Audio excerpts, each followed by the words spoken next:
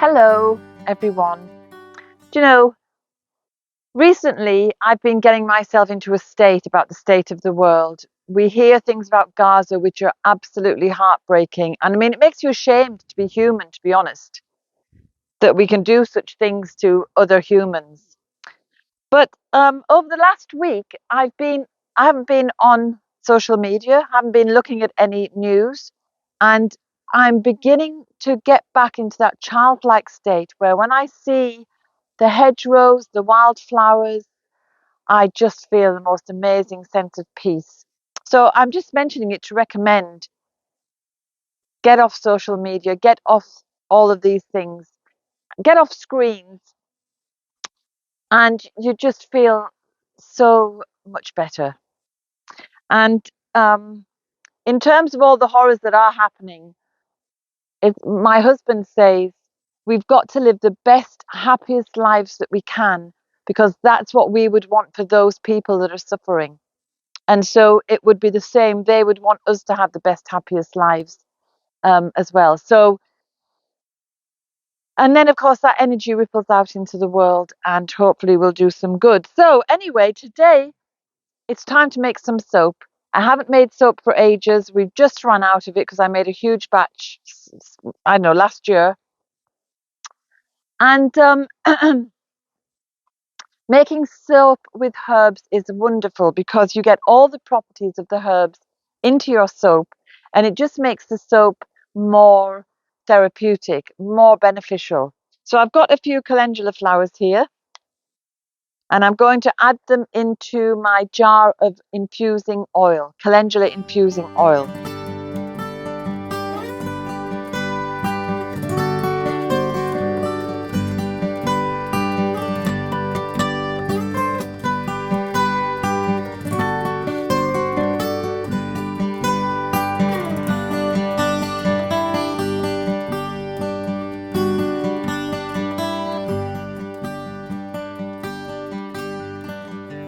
Just leave the calendula flowers over here because I've already made some calendula soap, and now I'm going to make some rose soap.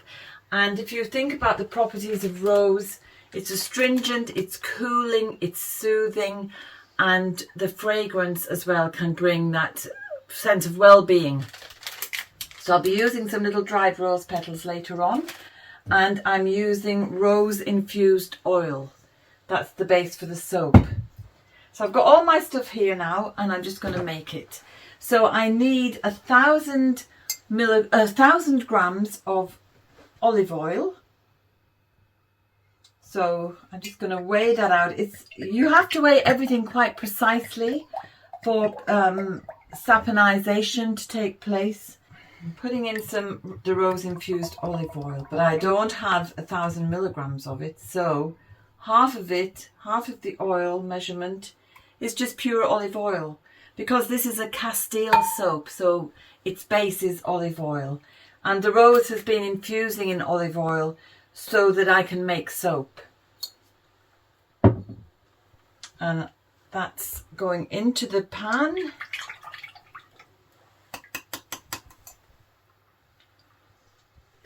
And then I've already weighed out 250 grams of organic coconut oil.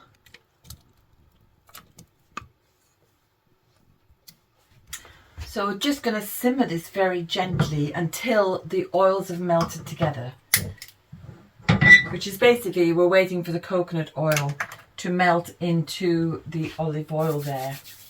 And then I've measured out 450 millilitres of rainwater, to which I'm going to add the lye or the caustic soda. Now, if you watch any other videos, people are very, very careful. Caustic soda is caustic. It can blind you. It can burn your skin. It can rot clothes. I had a beautiful Aran cardigan and it got splattered and I ended up with a big hole because it burned through. So that's the dangers of caustic soda. And many people will recommend you wear goggles and you wear gloves. And I just don't. I just don't. I'm quite confident in what I'm doing. And I've done it gazillion times, which doesn't mean an accident won't happen. But that's why we've put the dogs and the cats outside, just to be sure that nothing happens to them.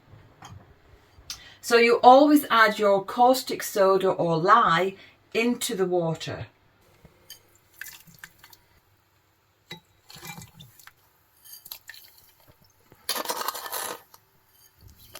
I'm just taking my time, and then I'm going to put this outside for the fumes to drift away on the air rather than sitting in this little room.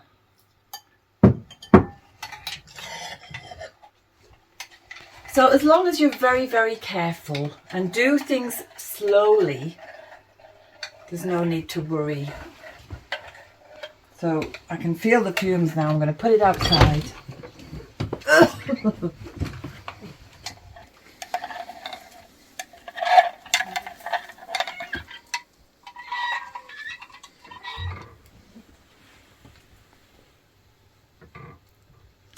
So now the lye has been mixed and it's outside and the fumes are evaporating into the air. It's safe enough for the animals to come back in.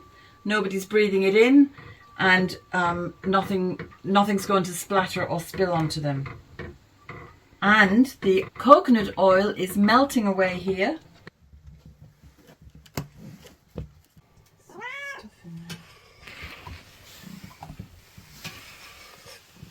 Right. Just check how the temperature's going.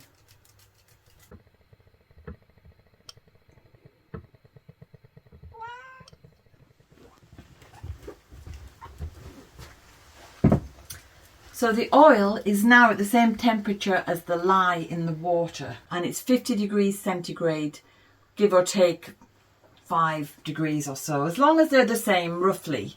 And then we add in the mixture here into the oil.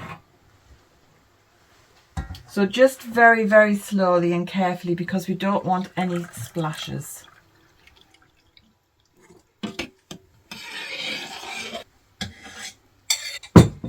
And then we get the stick blender, which I was using earlier to make a calendula soap.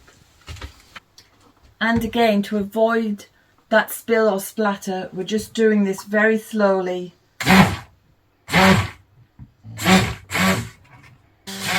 And using the stick blender thickens this mixture.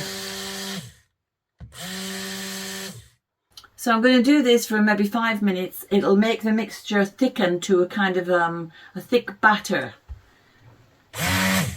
And that's called trace, because if you lift the stick out, the drips falling from it will stay on the surface of the batter.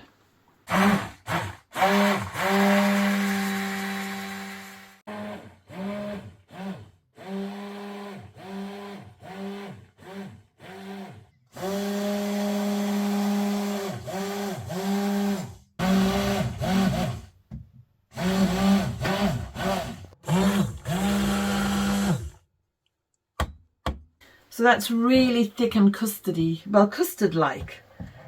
Lovely thick batter. But I've been making soap for years now, and even though I use the same recipe every time, a minute difference in one or other ingredient can change the batch. It can change each soap making batch from another one. So sometimes, for example, the soap might be a little bit harder, it might last a little bit longer. Another time the soap might be a little bit softer and it gets a bit slimy too quickly. So I've discovered if you add in a spoonful of salt, it makes the soap a little bit drier. It makes it last a little bit longer. So I'm just going to sprinkle a teaspoon in. Another thing you might wonder is, why am I going to all this trouble of making my own soap? And I do it for a number of reasons. One is simply that I know what is in the soap and what I'm putting onto my skin. And remember, 60% of everything we put on our skin is absorbed into the bloodstream and it goes everywhere. So that's why I like to make my own soap. Another reason is because even though it might seem counterintuitive to put lye into something that you're going to put on your body, after 6 weeks of hardening off and proving, the lye has been saponified. So it's been turned into soap. And with that, you end up with a glycerin-rich soap. Most of the soaps that you buy commercially, they've extracted that glycerin, so the soaps can be very harsh. The glycerin is still here in this soap, so it's very soft and gentle on your skin. You don't need to worry about the lye because it's gone through a chemical transformation. So another reason is because I have loads of plants out there that are just so beneficial to us. I mean, you can make soap with any plant or herb that you want to. Rosemary infused oil, for example, would be really lovely because it's got antibacterial qualities and it's got that amazing fragrance, and it's going to be really beneficial for people who might have had little cuts, or, you know, their skin has got very dry and it's got grained in compost or dirt from working outside. So, you know, whatever you feel would be a lovely thing to infuse in oil, you can then make soap with it. I always add oat flakes because they are so beneficial to the skin anyway. They're milky and soft and moisturizing. So I normally just put a little, you know, a couple of little fingerfuls like that. And then I'll just whisk it in. And there you go. That's it. So now you can put it into your mold. So your mold could be, you can buy molds, you can use silicone baking molds for cakes and things. But what I like to do is recycle milk cartons because they're waxy on the inside. So I just cut one face away.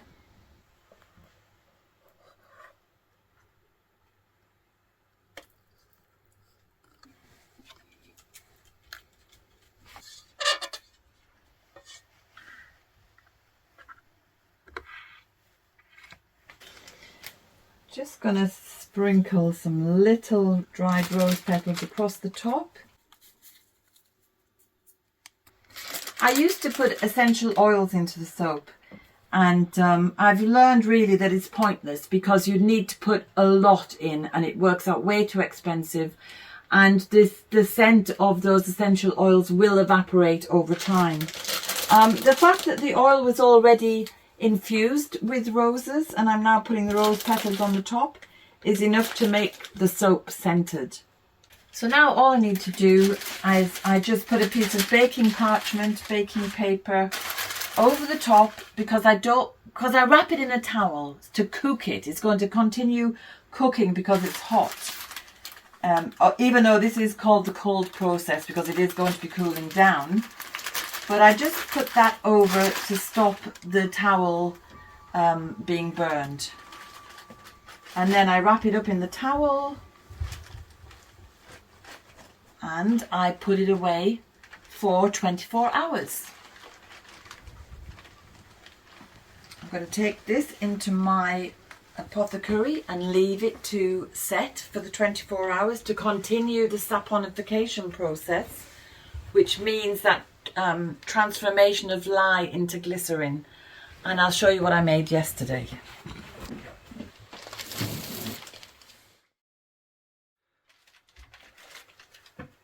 So this is the calendula soap that I made yesterday. I love to make calendula soap because it's just perfect for children because it is so gentle and soothing. Take off the paper, we don't need that anymore. And then we have the soap. It's hard, it's set. We just have to take off the carton and you can see it comes away so easily because the carton is waxy inside.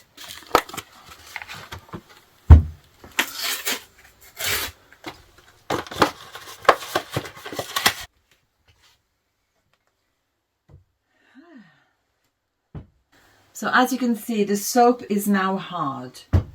The saponification process is it's taken place, but it's still occurring inside the soap. The molecules are still transforming. So I'm going to cut this up into soap-sized pieces and leave them to prove, harden, continue the saponification process for 6 weeks. And then it will be completely safe to use and very, very good and beneficial for the skin. So I'm just going to cut them up into I try to make them about 100 grams or a little bit over, because you want a nice piece of soap. You don't want something that's not going to last.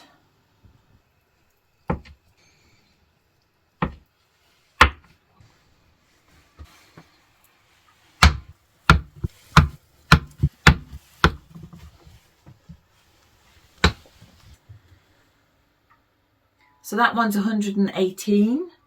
It's a nice piece of soap. That one is 121. So they're approximately, 120. There's a bigger one actually. Oh, 132. So if you were to go into, a health shop or some fancy shop that sells homemade soap or supposedly homemade soap, you might pay 10 quid for a bar that size. But that would have cost me about €2 altogether. So it's cheaper to make your own soap as well. All you need is some olive oil and the caustic soda and the coconut oil. But the olive oil and the coconut oil, they're things you might have in your kitchen anyway that you would just buy. It's nothing unusual to buy them. So they're the reasons why I make my own soap. It's another way of being creative with herbs and with plants, and you get top quality soap, which is fantastic for your skin, and you also save money. But what I would just like to finish on is if you've never made soap before and you're finding it quite a daunting experience, do use the goggles and the gloves and whatever other protection you might want. It's up to you. Some people think it's absolutely the best thing to do. I prefer to be unencumbered by all that stuff. And there you go, simple. It only takes 10-20 minutes to make. Well, we'll say it takes 20 minutes to make. And then this will just harden off now on a baking tray for a week or two, and then I'll put it into a container and it will be ready in another, 6 weeks from today. And so I'd just like to, for all those people who are waiting to see the art of distillation with the alembic still that I got, still haven't done anything with that because I did run into a few problems which the company have sorted out for me. So that video will be coming soon. And tomorrow we're off to the races. We're off to the local race meeting, the beginning of Lunasa, celebrating that old age tradition of horse racing and racing and competitiveness, and we'll show you all about that as well in the future. And if you're interested in a little bit of folklore, I've just been a guest on a podcast called Our Numinous Nature, and I'll put a link below for you. And I hope you're all having a lovely week, and I'll see you next Sunday. Bye for now.